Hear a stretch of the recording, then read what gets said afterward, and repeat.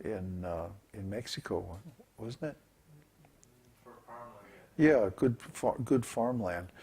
And then you throw a house on it, and you know, we were looking at $500,000 just for land in Mexico. What to speak of U.S. In Chile here, we could probably do it with a lot less than that.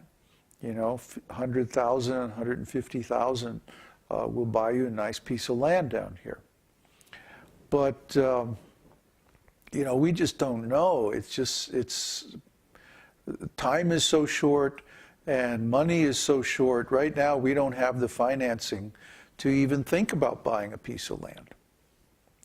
You know, I mean, our supporters, our students have been very generous, and we're very thankful for the donations that we've received, but it's just not enough to do anything practical, you know. So we need another plan. And we've got another plan. We're working on another plan. And our plan B, so to speak, is to become a premier source of world-class educational materials and programs on spontaneously organized communities or self-organized communities. Self-organized communities are going to be the only way that people can have a decent chance of making it through all the stuff that's coming. But how do you create a self-organized community? How do you gather people together? How do you organize? How do you support yourself? How do you do all this stuff? Well, we have a little bit of experience in that. Our community here in Chile is very nice, a group of monks, and we learn from our experience, and we have put together a series of courses based on our experience, and that's what you have in the university section of our site. If you take these courses, you will get all the knowledge that you need to actually establish and manage a self-organized community. So we have a contact. One of our students is how to speak. She's on the current cutting edge of higher educational management and administrative technology. And she's very much in demand right now in India to help the universities there come up with ways of managing, especially the graduate student community. And she's been asked to put together a special MBA program for educational administrators. And she wants to bring in our program as the student affairs section of that master's program, MBA program.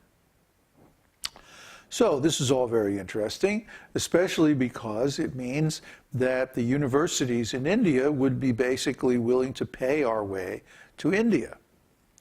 And, you know, because it's about a $2,000 airfare from Chile. So, in other words, we're coming up with a way that allows us to move our whole community to South India basically for free.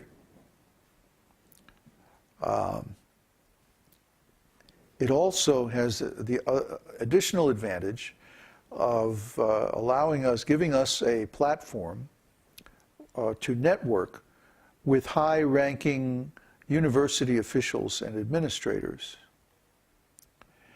And given the timing that it looks like all this is going to take place, it will just be a perfect time to introduce the ideas of a self-organized community into higher educational circles in India, because that's what these universities are going to have to become if they're going to survive.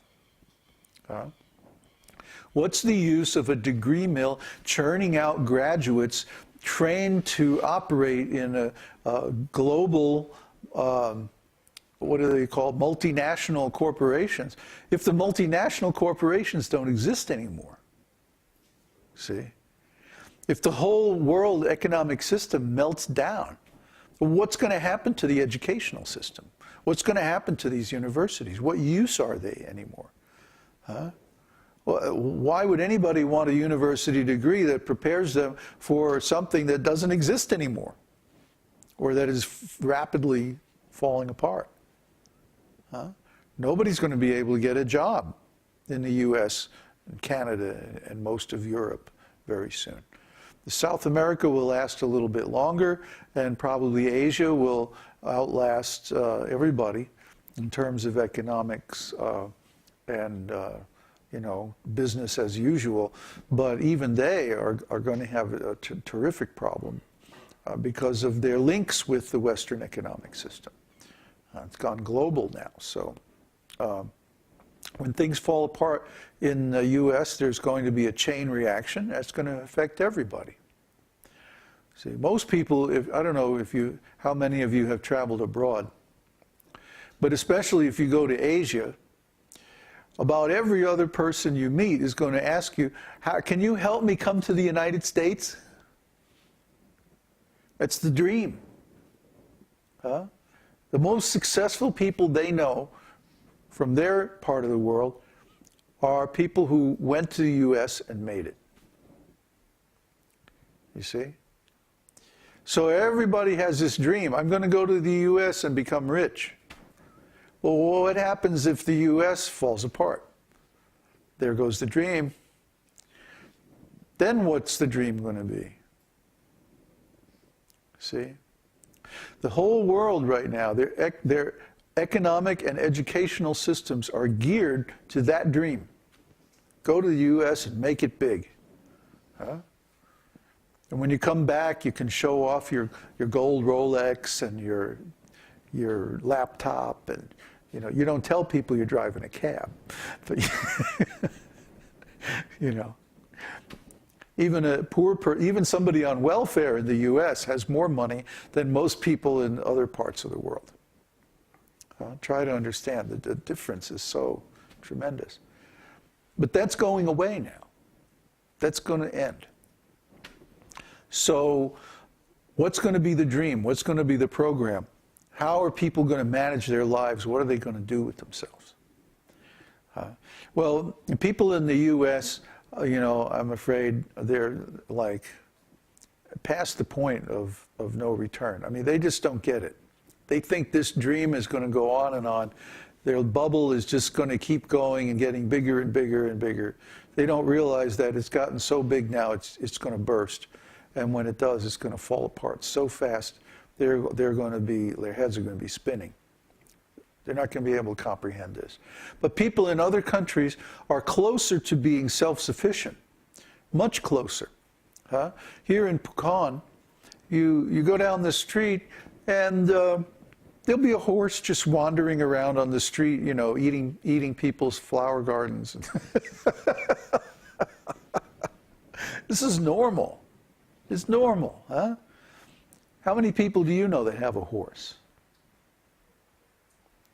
If cars don't work anymore because there's no gas, horses are going to become very valuable. If you have a horse, you're going to be rich automatically. But how many people do you know that have a horse?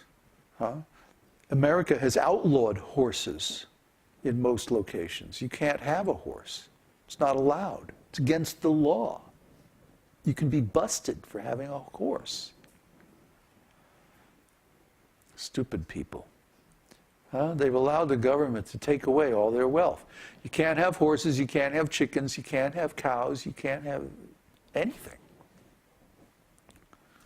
So, you see, the people here are going to be, even if the whole thing falls apart, the people here can go out, clear half an acre of woods that their family owns somewhere, and plant a big garden and make it, get through somehow or other. People in places like US and Europe are just going to be completely, they won't have any options.